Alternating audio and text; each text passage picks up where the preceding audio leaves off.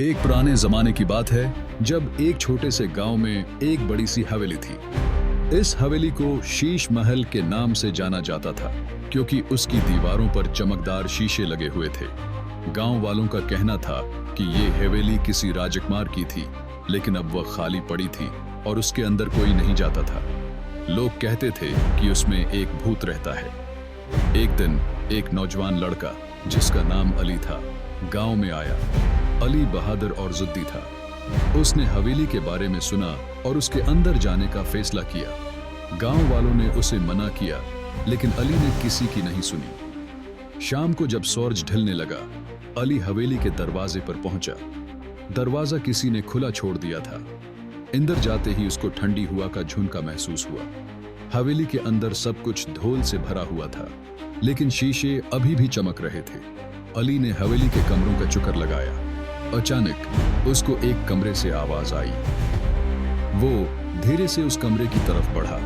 कमरे के अंदर एक पुरानी किताब पड़ी थी। अली ने किताब उठाई और उसको खोला।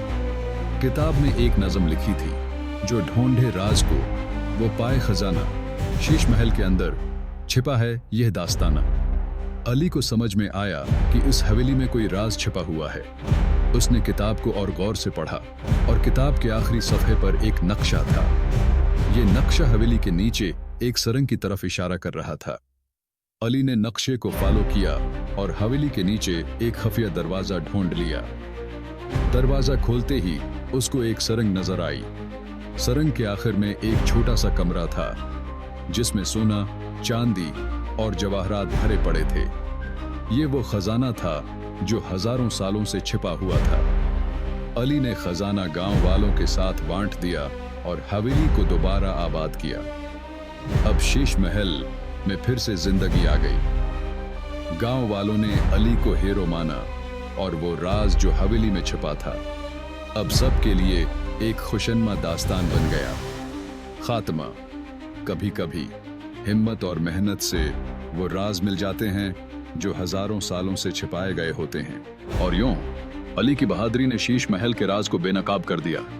क्या आपको ये कहानी पसंद आई? अगर हाँ, तो वीडियो को लाइक करें ताकि हमें मालूम हो कि आपको ऐसी मजीद कहानियां सुननी हैं। कमेंट्स में बताएं अगर आपको खजाना मिलता तो आप क्या करते। और हाँ, चैनल को सब्सक्राइब करना ना भूलें ताकि आपको मजीद दिलचस्प कहानियां मिलती रहें।